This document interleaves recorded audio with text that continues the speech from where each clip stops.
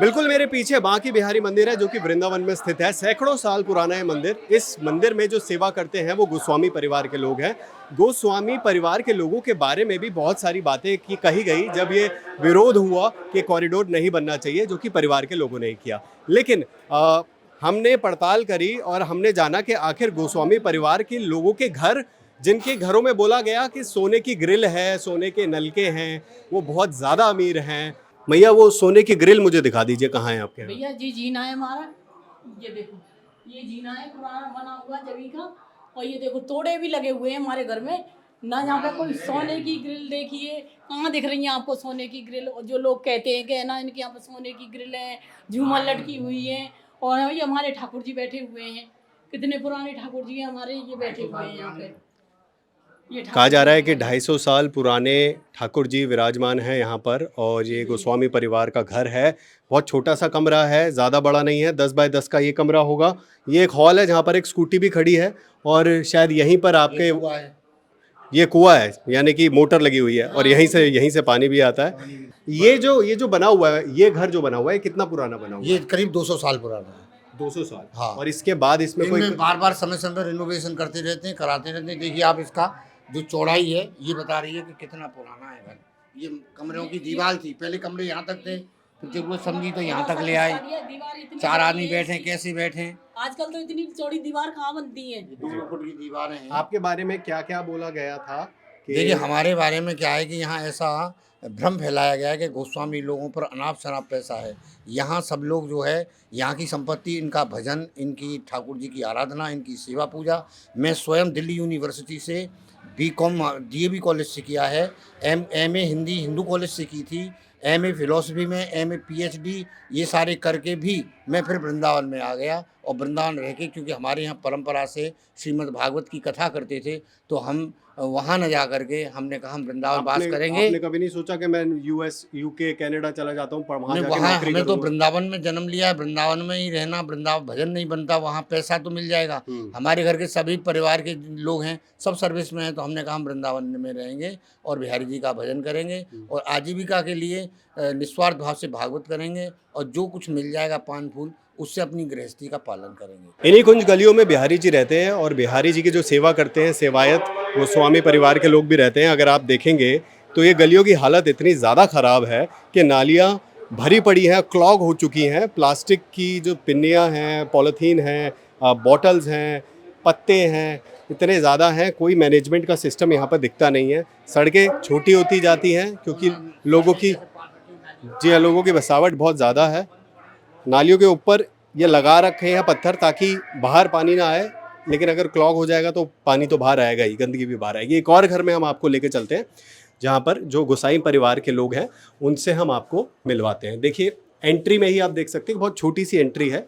राधे राधे जी। राधे राधे। आप यहीं रहते हैं? हाँ जी। और आप सेवा में हैं बिहारी जी की? हाँ जी, हाँ कब जी। से आपका परिवार सेवा कर रहा है बिहारी जी? हमारा तो जन्म ही इसी घर में हुआ है। अच्छा। और बिहारी जी की सेवा? बिहार जी की सेवा में ही है हम लोग। आपके पूर्वज हमेशा हाँ जी, से हाँ जी। सेवा। आप दिखा सकते हैं एक बार आप अपने घर में?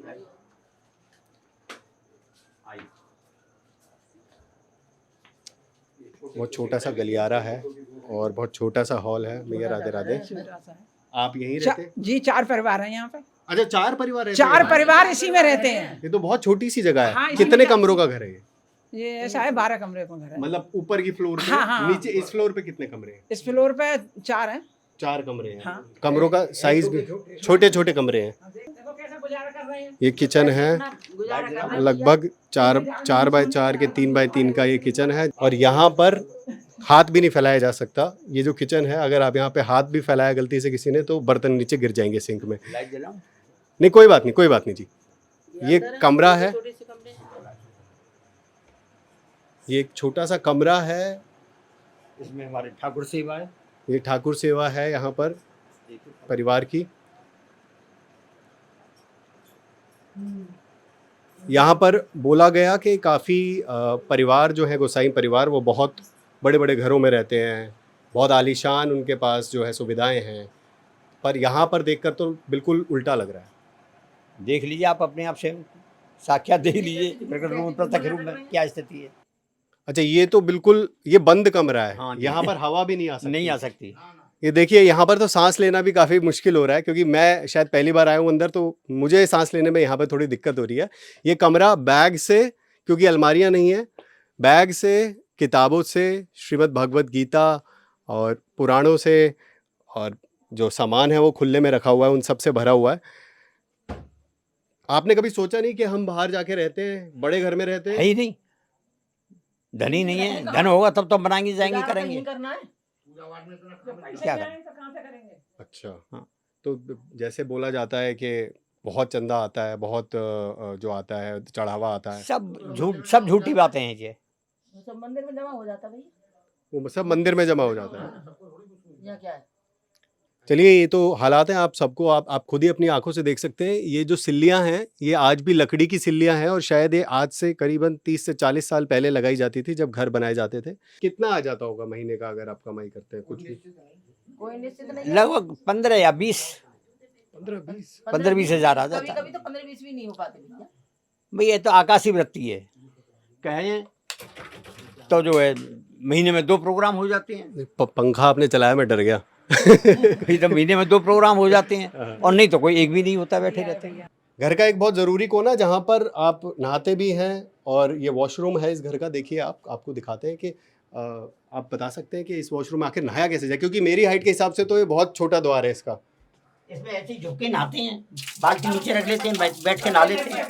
हाँ, पट्टे पे बैठ जाते हैं, बाल्टी से पट्टे पे बैठ जाते हैं, नहा लेते हैं। देखिए, ये जो वॉशरूम है, मैं भी आपको दिखा देता हूँ क्या हाइट है। मेरी हाइट लगभग 5-8 के करीब है, और अगर मैं झुकूंगा तो बहुत ही नीचे झुक के मुझे सर बचा के अंदर जाना पड़ेगा, और मैं खड़ा नहीं हो सकता सीधा।